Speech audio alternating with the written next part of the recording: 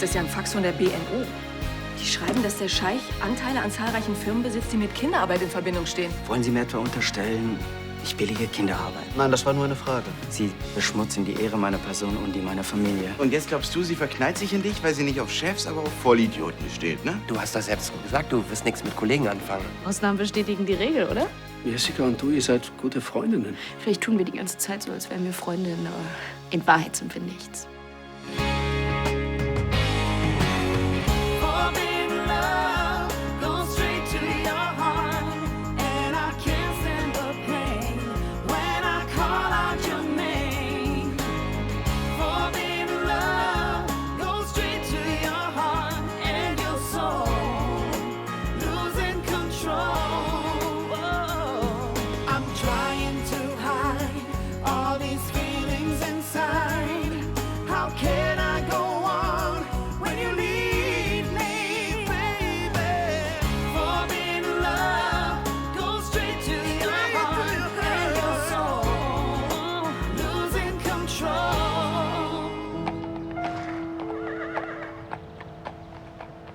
Papa, sie hat nicht nur meinen Mann abgeschleppt. Sie schafft es auch noch, mir in jedem zweiten Satz einen von Latz zu knallen.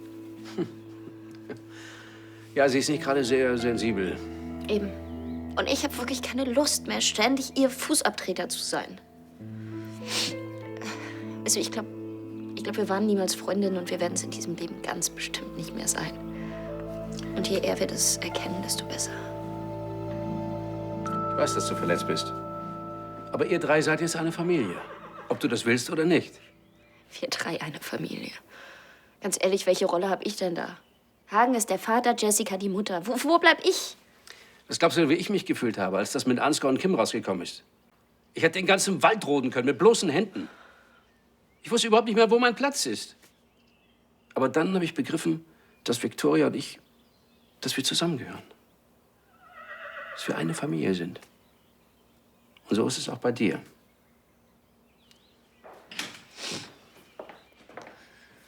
Hey, alles in Ordnung? Ist was passiert? Danke, Papa.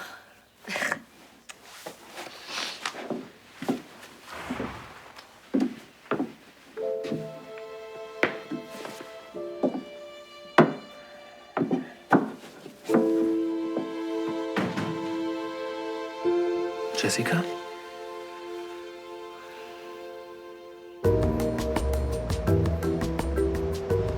Scheich Kamar, es war in keinster Weise meine Absicht, unsere Gespräche abzubrechen. Warum nennen Sie mich dann einen Verbrecher? Mir sind doch lediglich Informationen zugetragen worden, dass in Ihren Firmen Kinder beschäftigt werden. Niemand hat es jemals gewagt, meine Ehre so in den Schmutz zu ziehen. Wie gesagt, das war nicht meine Absicht, aber im Sinne der Interessen von Lahnstein Enterprises musste ich das überprüfen. Er lässt den Deal einfach platzen. Und das ist eine Katastrophe.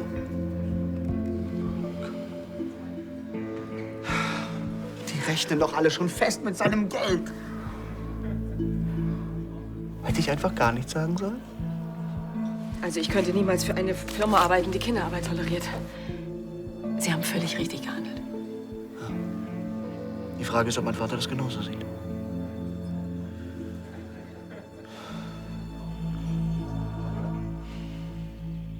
Weißt du, ich will das alles nicht immer wieder aufwärmen, aber ich glaube, ich krieg das nicht hin. Mit dieser lustigen Patchwork-Familie. Hey, es geht dabei auch um die Zukunft des Gestüts, um unsere Zukunft. Unsere Zukunft. Ich weiß gar nicht mehr, wie die aussehen soll. Großartig. Wild, lustig, romantisch. Die Zukunft ist das, was wir daraus machen. Und bald haben wir auch noch ein Kind. 4. Du.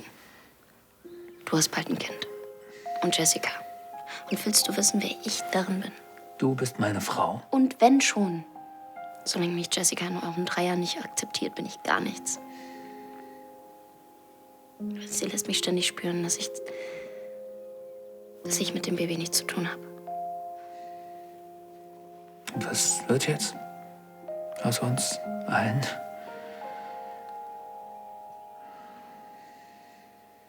Ich weiß, dass ich dich liebe. Auf den Rest habe ich noch keine Antwort.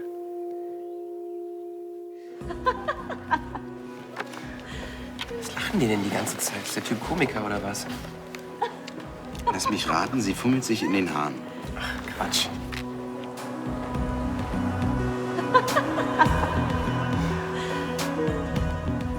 Was heißt denn das? Ja, nee, das heißt, dass sie flirtet, und zwar mit Pfeffer. Also, Anni, das weiß ja nun wirklich jeder. Das ist Körpersprache. Nicht so nervös, das läuft doch super. Läuft ein bisschen zu super. Ja, so wie der Typ aussieht, also für den würde ich auch arbeiten. Übrigens, wenn du dir so schnell einen neuen Job besorgt hast, vielleicht vergebe ich dir dann sogar, dass du sie gefeuert hast. Anni, jetzt mal ehrlich.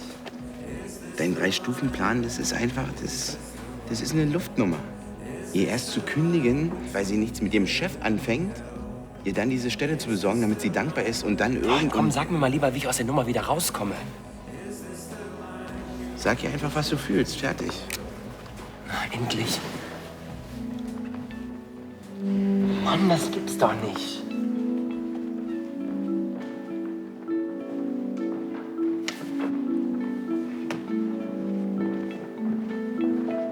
Ich hab den Job.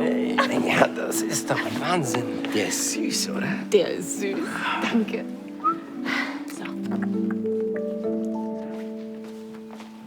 Ja, Justus, ist mein Vater im Haus? Ich muss ihn dringend sprechen. Soweit ich weiß, ist der Graf in der Bibliothek. Darf ich? Wieso gehst du nicht ans Telefon? Ich habe bestimmt 20 Mal angerufen. Weil ich mich mit dem Scheich getroffen habe? Okay, wie ist es gelaufen? Es war ein einziges Desaster. Beim Thema Kinderarbeit hat er die Gespräche abgebrochen. Hatten wir nicht abgemacht, dass du wartest? Ich konnte ihn aber nicht länger hinhalten. Herrgott, Tanja, hier geht's um Kinderarbeit. Das allein ist schon schlimm genug, aber wenn die Presse davon noch Wind bekommt, dann sind wir am Ende. Ja, was hätte ich denn tun sollen? Hier geht es um den wichtigsten Deal des Jahres, Sebastian. Und wenn schon, die Sache ist gelaufen. Wir werden mit dem werten Herrn Scheich keine Geschäfte machen. Wahrscheinlich auch besser so. Ich habe die Infos aus dem Fax überprüft. An diesen Gerüchten ist nichts dran. Im Gegenteil. Der Scheich hat in seiner Heimat einige Waisenhäuser gegründet und er setzt sich weltweit für die Rechte von Kindern ein. Das Beste habe ich euch noch gar nicht erzählt. Er will mich nicht nur als Bauschreinerin einsetzen, sondern ich darf so richtig aufwendige Innenarbeiten machen. Das, was ich immer machen wollte. Cool, das ist ja unglaublich. Sei bloß froh, dass du bei Brandner Bau weg bist. Echt witzig. Ich sag nur so, wie es ist. Ja, du, und falls der vielleicht noch einen Chef für die Betriebskantine sucht, also wie der aussieht, ich bin dabei. Na, das ist super. Der Job ist super. Mann, Anni, das habe ich nur dir zu verdanken. 2 Fruchtcocktails auf meine Rechnung, ja? Danke.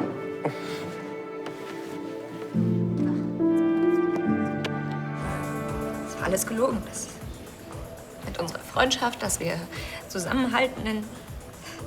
In Wirklichkeit will sie gar nichts mehr mit mir zu tun haben. Dana hat das bestimmt gar nicht so gemeint.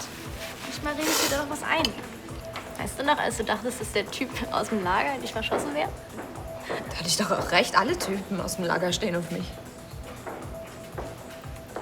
Aber es ist ja nicht nur das. Dieses ganze Familienthema, das hat sich erledigt. Ein für alle Mal. Jessica, hast du mal einen Moment?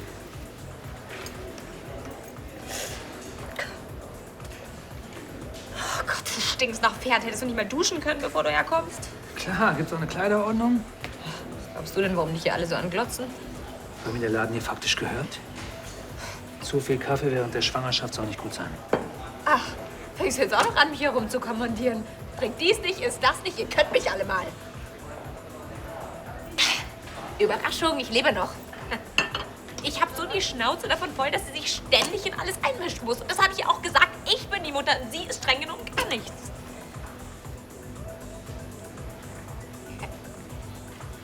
Ganz so krass klang das nicht, als ich es ihr gesagt habe. Ich bin ja auch eigentlich nur hin, weil ich mich entschuldigen wollte. Aber dann habe ich gehört, dass sie zu ihrem Vater sagt, dass sie mich und das Gummibärchen hasst.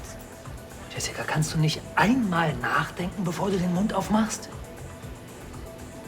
Das sind die Hormone. Ja, und damit ist die Sache erledigt. Mensch, du wirst Mutter, da kommen noch ganz andere Probleme auf dich zu. Welche Ausreden hast du dann parat? Aber Dana kennt mich doch, die weiß doch, dass ich das nicht so meine. Sie kann keine Gedanken lesen, kapiert? Außerdem muss sie sich nicht nur auf dich einstellen, sondern du dich auch auf sie. Sie hat Rücksicht verdient. Kapier das endlich. Schön, dass du dir die Zeit nimmst, noch ein bisschen mit mir zu feiern. Ach, die Jungs kommen auch mal einen halben Tag ohne mich klar. Mann, ich freue mich so darauf, nächste Woche anzufangen. Wir starten mit der Sanierung des Treppengeländers einer Gründerzeitvilla. Wow. Und ihr scheint euch ja auch auf Anhieb ganz gut verstanden zu haben, du und Klötner. Ihr habt viel gelacht und so. Ja, du, Harry hat so ein paar Anekdoten aus seiner Anfangszeit erzählt. Das war so lustig. Harry? Ja, hat mir gleich das Du angeboten. Das ist doch auf der Baustelle auch so ein bisschen komisch, oder? Frau Jakob, schmeißen Sie mir mal bitte den Doppelhobel rüber. Wir haben uns doch auch geduzt. Du, mir ist ja gerade was eingefallen.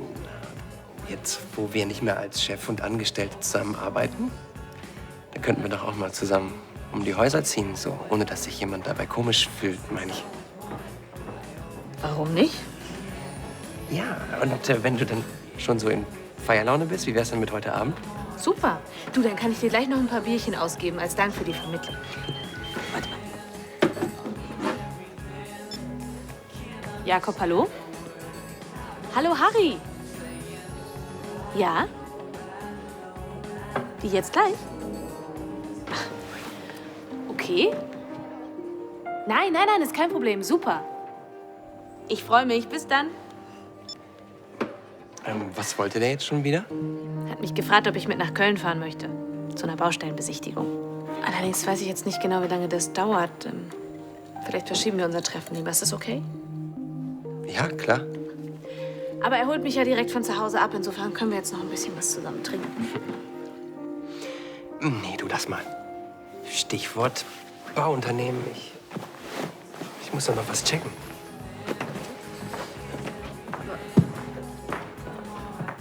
Tschüss. Wie konnte ich nur so blöd sein?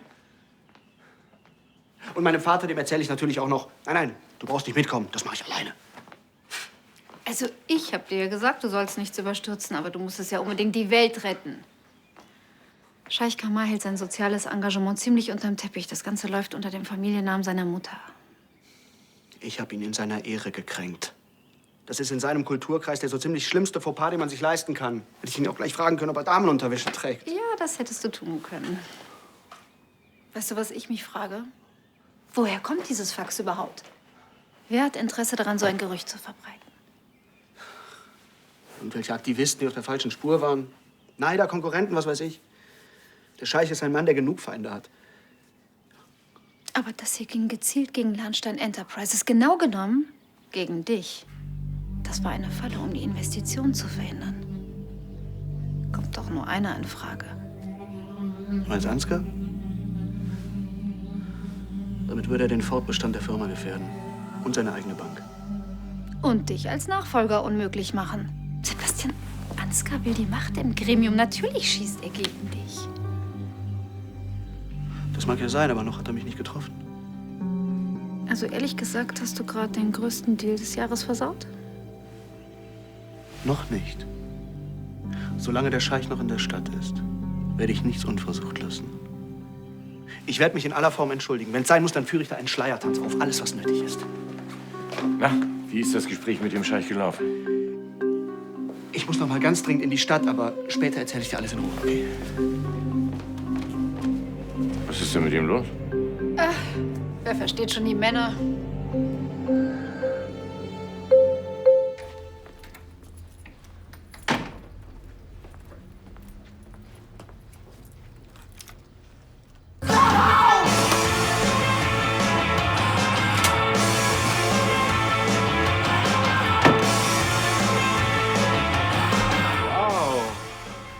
Wie es dir geht, brauche ich ja nicht fragen. Nicht so gut Druck? Ach, geht so. Du, ich muss zur Arbeit. Kannst du mir mal sagen, warum manche Typen mit ihrer schmierigen Art immer durchkommen? Auch wenn sie vielleicht nicht übel aussehen. Keiner kommt auf die Idee, dass es nur billige Aufreißer sind.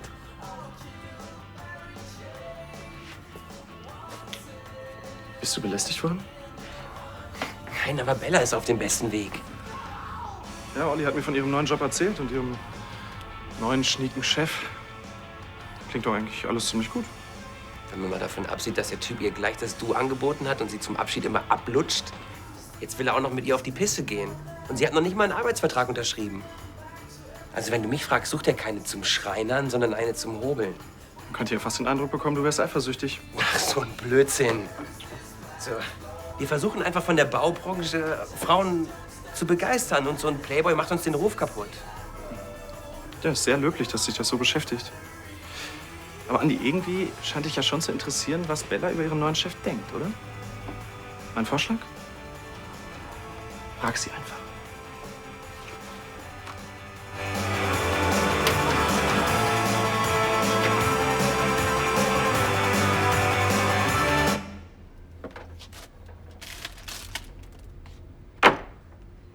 Also du bist echt gesegnet, mein Kind. Wenn Marlene oder ich uns so ernähren würden, dann müsste man uns mit dem Lastkran aus der Wohnung hieven. Dafür habt ihr ein total normales Leben. Mit funktionierendem Uterus. Und was hab ich? Auf jeden Fall eine funktionierende Beziehung. Fragt sich nur, wie lange. Wenn das Baby einmal da ist, dann werden die Karten eh komplett neu gemischt. Schatz, an dem Punkt wart ihr drei doch schon so oft. Macht's nur leider auch nicht einfacher.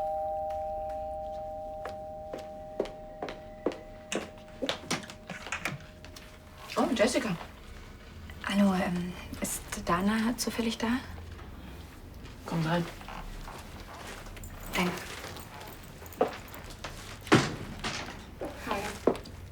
Hi.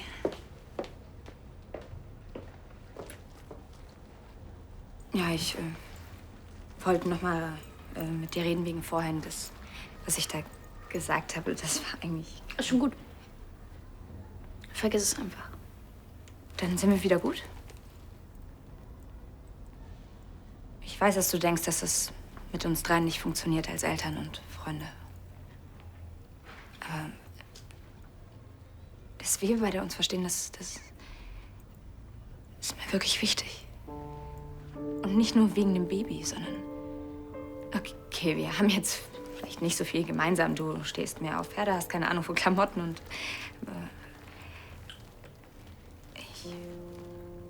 Du hast mich immer verstanden. Und das bedeutet mir echt viel. Danke, das ist nett von dir.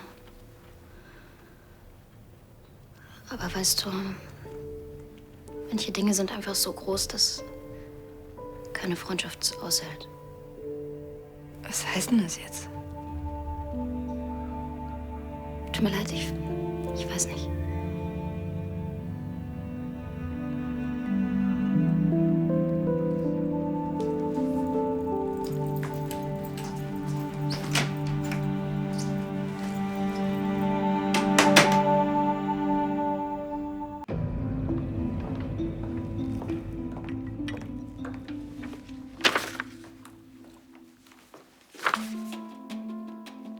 Scheich Kamar soll Kinder beschäftigen?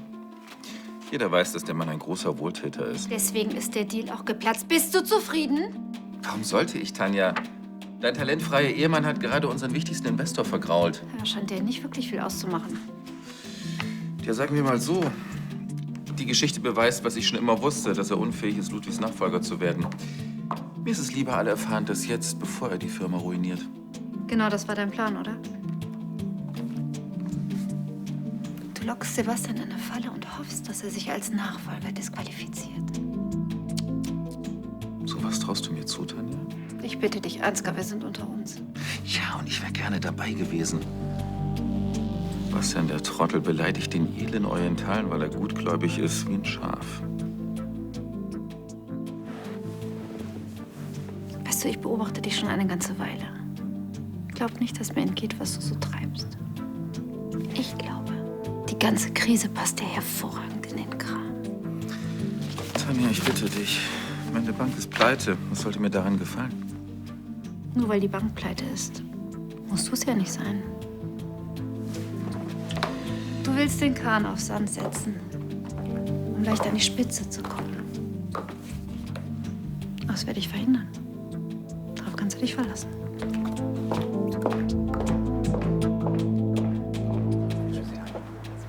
Scheich Al-Jabir.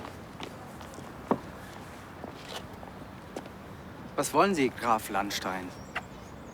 Ich bin gekommen, um mich in aller Form bei Ihnen zu entschuldigen. Ich habe einen unverzeihlichen Fehler begangen, indem ich Ihnen misstraut habe. Und Sie sollen wissen, dass mir das aufrichtig leid tut. Was gesagt ist, kann man nicht mehr zurücknehmen. Das ist mir durchaus bewusst, Scheich. Aber muss man nicht auch betrachten, unter welchen Umständen etwas gesagt wurde? Ich habe Ihre Ehre verletzt. Aber bitte verstehen Sie meine Absichten richtig. Und Sie werden erkennen, dass wir die gleichen Überzeugungen teilen. Tradition und Familie liegen mir am Herzen, genau wie Ihnen. Und ich möchte faire Geschäfte machen, unter fairen Bedingungen, genau wie Sie. Sie glauben doch nicht im Ernst, dass ich jetzt noch Geschäfte mit Ihnen machen möchte, oder? Ich möchte einen Schaden von Lahnstein Enterprises abwenden. Einen Schaden, der doch nur durch ein bedauerliches Missverständnis, der durch mich entstanden ist. Scheich Kamar, wir würden doch alle profitieren von Ihren Investitionen. Und ich bin mir sicher, zusammen würden wir eine Menge bewegen.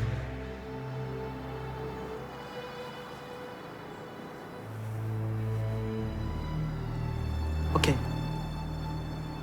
Ich habe Ihre Entschuldigung zur Kenntnis genommen. Aber jetzt muss ich mich meinen anderen Geschäften widmen. Haben Sie einen schönen Tag noch.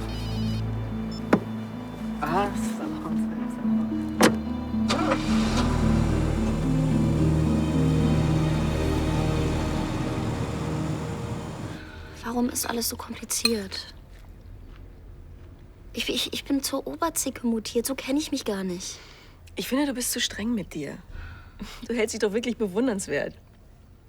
Mal im Ernst, Mama. Die beiden bekommen zusammen Baby. Was habe ich da noch zu tun? Alles, was du willst. Das klingt so einfach. Aber weißt du was? Ich fühle mich einfach überflüssig. Jetzt hör mir mal zu, mein Schatz. Dieses Kind kann sich wirklich glücklich schätzen, dass du ein Teil seines Lebens sein wirst. Und nicht nur, weil du so eine miesepetrige Zimtzicke bist. Sondern weil es mit Jessica als Mutter einen geerdeten Gegenpol bitter nötig haben wird. Ja, jemand, der nicht nur an Nagellack und Modezeitschriften denkt. Ja, und an sich selbst natürlich. So habe ich das noch gar nicht gesehen. Ihr seid so unterschiedlich. Und genau darum werdet ihr euch perfekt ergänzen. Ja, es kommt doch nicht drauf an, ob man verwandt ist. Schau dir doch mal deinen Vater und Kim an. Wie Pech und Schwefel. Mhm. Und genauso wird es bei dir auch sein. Wenn du es willst.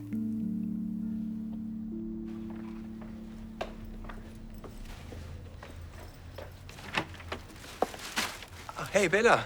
Hey. Dachte, du wärst schon längst in Köln. Harry holt mich gleich ab. Und? Wisst ihr schon, wo ihr hin wollt? Nee, aber du, ich hab's echt eilig, weißt du. Ich muss mich noch umziehen. Wie jetzt? Ich dachte, dieser Harry, das wird dein neuer Chef und das ist kein Date. Ja, aber deshalb muss ich ja nicht rumlaufen wie Sau. Ach so, naja, du siehst trotzdem toll aus. Danke. Und wie ist er eigentlich so? Harry? Du meinst nur, weil er aussieht wie ein Anzugmodel? Naja, wer auf das Gelackte steht. Komm, viel wichtiger ist doch, dass wir miteinander klarkommen. Und kommt ihr? Ja, ich finde ihn echt okay. Ach, ist er eigentlich verheiratet? Du, das weiß ich gar nicht. Aber falls du darauf anspielst, ob ich auf ihn stehe, tue ich nicht. Er sieht zwar wirklich gut aus, aber naja, ist nicht mein Typ.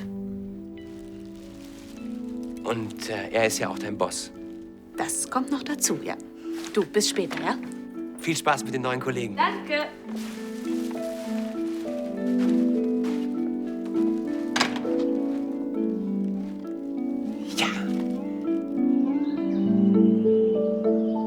Ach, Emma, für dich ist das alles nur ein Spiel. Du weißt auch noch nicht, wie hart das ist. Schau. Den ganzen Tag abrackert, ständig aufs Neue, hofft, dass man Erfolg hat.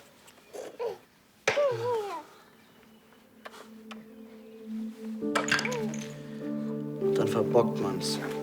Steht wieder ganz am Anfang.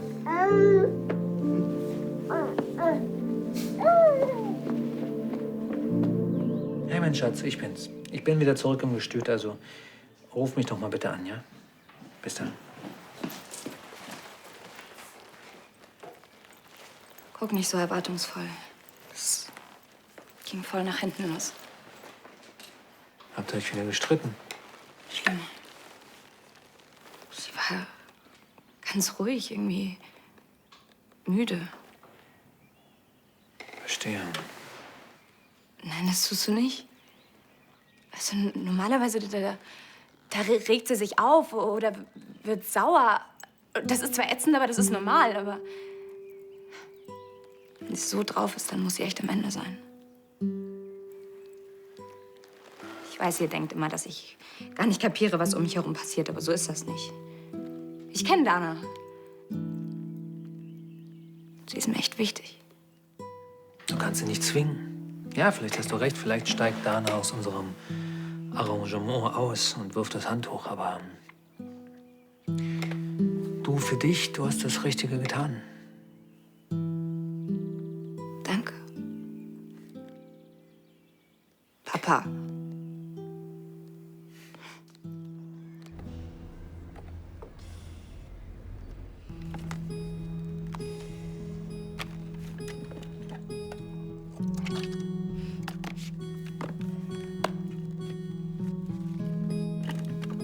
Edgar. Da bist du ja.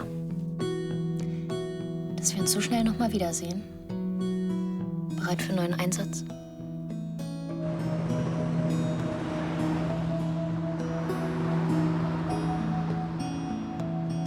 Ich komme. Das war ja ein kurzer Trip. Kann ich reinkommen? Ich muss dringend mit jemandem reden. Klar. Hat Harry dich versetzt? Nein, nein, nein, der musste nur wieder zurück auf die Baustelle. Es war so viel zu tun. Ach, dann war es nicht so gut. Im Gegenteil. Du, es waren super nett. Die Kollegen sind super nett. Und ich meine, es gibt sogar 2 Frauen bei Klötnerbau. Ach was. Ja, Klötnerbau ist richtig gut aufgestellt. Die Auftragsbücher sind voll. Aber wusstest du, dass die auch im Ausland arbeiten? Nein, das wusste ich nicht. Harry hat mir von der super Jobchance erzählt, ja? Die bauen da gerade ein Gutshaus um, zurück in den Originalzustand. Und dabei geht's unter anderem um aufwendige Holzarbeiten aus dem 18. Jahrhundert. Die sollst du jetzt übernehmen? Ja. In Nordschweden. Ich meine, ich wäre für 6 bis 8 Wochen da. Das sind ja 2 Monate. Ja, Harry würde mich natürlich begleiten. Aber die anderen Handwerker wären aus der Region. Das heißt, wärst du mit ihm ganz alleine dort? Klar, aber ich meine, das ist einfach die mega Jobchance, ja? Was ich da alles an Erfahrung mitnehmen kann. Ja, aber du bist ja noch gar nicht so lange hier. Bei Charlie, Olli und mir. Ja, das ist irgendwie auch der einzige Haken. Ich meine, das geht alles so fix. Was hast du ihm denn gesagt? Dass ich mich total freue. Und dass ich aber auch noch mal drüber schlafen will. Das ist gut. Dann pass auf. Ich mache hier nur noch mal eben schnell meine Sachen fertig. Und dann komme ich zu dir rüber und wir gehen die Sachen noch mal in Ruhe durch. Okay, super. Und Bella, jetzt bloß nichts überstürzen. Versprochen. Versprochen. Schweden. Schweden. Willst du mit Ludwig reden? Von wollen kann wohl gar keine Rede sein. Dann kannst du ihm gleich sagen, dass Ansgar das Fax lanciert hat. Er hat es zugegeben. Das wird Ludwig aber nicht interessieren. Er wird mir höchstens vorwerfen, die Verantwortung für mein Versagen abzuschieben. Du bist der Beste in dem Job. Das weiß er.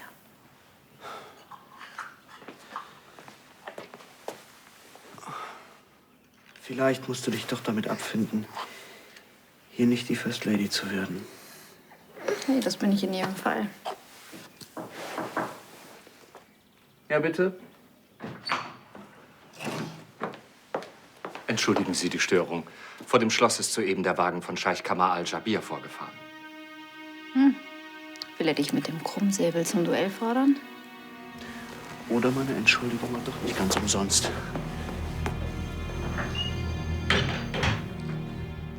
Danke für das Reden, das war echt nett von dir. Trotz Pferdegeruch. Man kann ja nicht alles haben. Hi. Was machst du denn hier? Ich bin mal kurz im Stall, wenn was ist.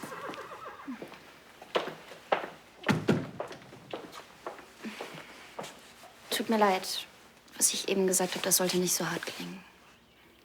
Ich weiß, dass du das nicht mehr willst. Das mit uns, mit mir und dem Baby. Und das ist auch dein gutes Recht nach allem, was ich gesagt habe. Aber Wenn es du noch mal anders überlegen solltest.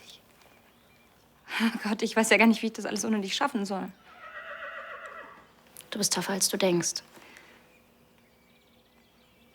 Du weißt schon, was du tust. Wenn ich das immer so genau wüsste, dann würde ich jetzt keine Kugel vor mir hertragen. Ich habe noch was für dich. Oder eigentlich vielmehr für das Baby. Darf ich vorstellen? Das ist Edgar. Mein treuester Begleiter, seitdem ich denken kann. Ich war früher mal fest der Überzeugung, er kann sprechen. Alle haben gesagt, das ist Quatsch, aber eigentlich glaube ich heute noch dran. Ich wollte ihn immer meinem Kind schenken. Also...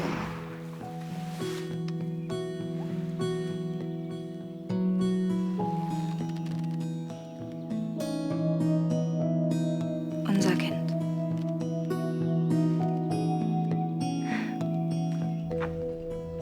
Ach, da bist du ja. Ja, sorry, ging nicht schneller. Ich habe mir eine Stunde freigenommen. Sag mal, du willst nach Schweden? Ja, keine Ahnung, ob ich das machen soll, aber ich meine, das wäre die riesen Jobchance für mich. Ja, das freut mich natürlich, aber ich würde dich hier vermissen. Ja, ich weiß auch nicht, das würde mir auch total schwerfallen, dich hier zurückzulassen und Charlie und die anderen, aber ich meine, Schweden! Komm, ich koche uns erst mal einen Kaffee. Dann erzählst du über Schweden. Herr Klödner, es tut mir unheimlich leid, dass Sie Frau Jakob schon fest eingeplant haben, aber sie steht nun mal noch bei Brandnerbau unter Vertrag und ich kann sie unmöglich gehen lassen. Ja, ich weiß selbst, dass ich sie Ihnen empfohlen habe, aber wie soll ich sagen, da war halt noch eine andere Sachlage. Ja, Sie müssten definitiv auf Frau Jakob verzichten. Auf Wiederhören.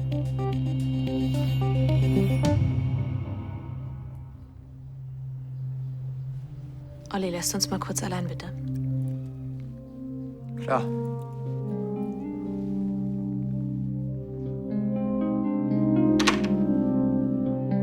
Sag mal, hast du sie noch alle? Schön, dass Sie sich die Zeit genommen haben, uns zu besuchen, Scheich Kamar, bei Ihrem vollen Terminkalender. Ja, aber ich kann nicht lange bleiben. Ah, Sie müssen Scheich Kamar sein. Darf ich Ihnen meinen Neffen vorstellen? Ansgar von Lahnstein. Es ist mir eine Ehre. Ich habe einiges über Sie gehört. Oh, ich hoffe nur Gutes. Ja, aber auf ein Glas Tee werden Sie sicher noch Zeit haben, oder? Also, ich bin geehrt und freue mich, dass unsere Familien in Zukunft geschäftlich verbunden sind. Oder gab es einen Passus, bei dem Sie nicht einverstanden waren? Ich habe die Verhandlungen abgebrochen. Abgebrochen? Wie kam es denn dazu? Sagen wir mal, zwischen Sebastian von Lahnstein und mir gab es Meinungsverschiedenheiten. Tut mir leid, Scheich Kamar. Ich habe mit meinem Sohn noch nicht darüber reden können. Sebastian ist manchmal ein wenig undiplomatisch. Sie dürfen aber nicht von ihm auf den Rest der Familie schließen. Es kann sich nur um ein Missverständnis handeln. Ihr Sohn war ziemlich deutlich. Ja, also, lassen Sie uns darüber reden. Ansgar, sag bitte Justus Bescheid, wir möchten Tee. Für 2. Es war mir ein Vergnügen. Ebenfalls. Auf Wiedersehen. Bitte. Wie gesagt, die Auftragslage hat sich kurzfristig geändert. Wann haben wir zuletzt gesprochen? Vor einer halben Stunde? Da hast du davon noch nichts gesagt. Ja, ich habe aber dann noch mal die E-Mails gecheckt und da ist mir was aufgefallen. Lohmeier Immobilien. Du schmeißt mich von jetzt auf gleich raus. Okay, denke ich mir. Er wird seine Gründe haben, ja? Dann bekomme ich die Chance meines Lebens und du machst hinter meinem Rücken alles wieder zunichte. Sag mal, spinnst du? Ich bin doch nicht dein Eigentum, was du mal eben von hier nach da schieben kannst, wie es dir gerade passt. Ich habe da ja wohl noch ein Wörtchen mitzureden. Es tut mir leid, es ist echt blöd gelaufen, aber andererseits, du hättest dich doch in Schweden zu Tode gelangweilt. Weißt du, wie öd es da im Winter ist? Sag mal, was geht dich denn das an? Warum rufst du gleich Klödner an? Frag doch erst mal mich. Ich habe das vorhin schon fest entschieden. Du bist noch für die nächsten 3 Monate bei Brandnerbau unter Vertrag. Wir brauchen dich da. Interessant, wie du plötzlich den Chef raushängen lässt. Ich habe das im Sinne der Firma entschieden. Im Sinne der Firma?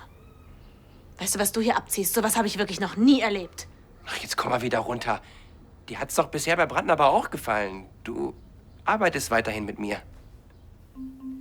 Soll ich mich tatsächlich darüber freuen? Es ist ja nicht nur die Arbeit. Wir können ja dann auch mal was trinken gehen und so.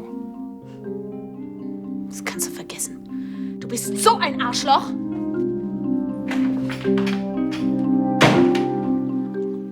Oh. Ich habe mir übrigens schon ein Buch besorgt.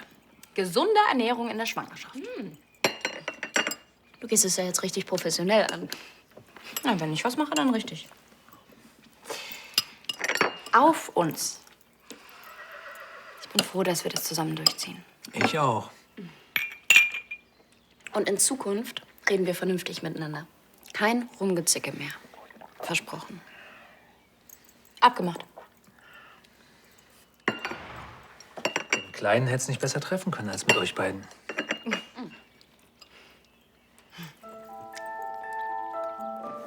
Du hast hinter ihrem Rücken den Bautypen angerufen und ihr damit den Job versaut, oder was? Ja, irgendwas muss ich doch machen. Sie wäre sonst mit ihm nach Schweden gegangen. Dann wären die als Paar zurückgekehrt, weil da oben ist es dunkel und kalt. Und jetzt zwingst du sie wieder für dich zu arbeiten. Sag mal, gehört das immer noch zu deinem 3-Stufen-Plan? Verzweifeln, wieder aufbauen und ernten? Ach so. Mensch, jetzt... Du bist wieder der Chef von Bella und damit tabu für sie. Das Problem ist nur, dass du jetzt sowieso ein Vollidiot für sie bist. Olli, machst du mir einen Kaffee? Mach's dir doch selbst. Was soll das denn jetzt? Das soll heißen, dass ich gerade keinen Bock habe, dich zu bedienen. Und im Gegensatz zu anderen muss ich hier keinen Knebelvertrag erfüllen. Er sollte mir eigentlich dankbar sein. Ohne mich wäre sein Schwesterchen bald über alle Berge. Mann, die fühlt sich komplett verarscht von dir, von vorne bis hinten. Das wird sie dir nie vergessen. Und ich verspreche dir, die nächsten 3 Monate, das werden die längsten deines Lebens. Ich wünsche Ihnen eine gute Reise, Scheich Kamar. Vielen Dank für die tolle Gastfreundschaft, Graf Landstein. Auf Wiedersehen.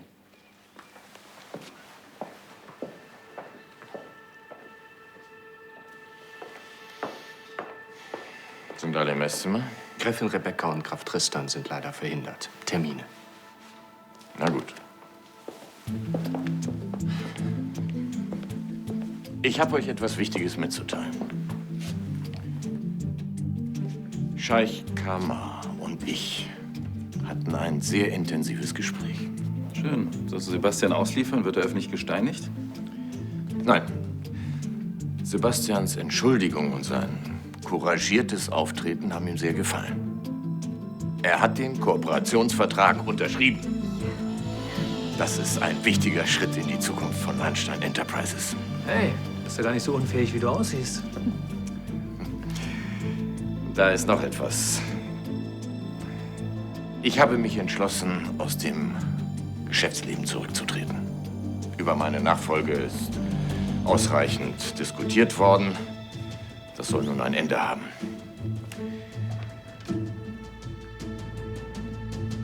Sebastian,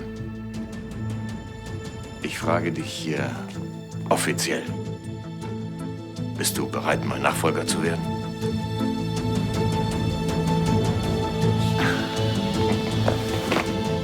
Danke, Vater. Ja, das will ich. Und ich hoffe, ich kann auch in Zukunft auf deine Erfahrung zählen. Dann auf das zukünftige Firmenoberhaupt.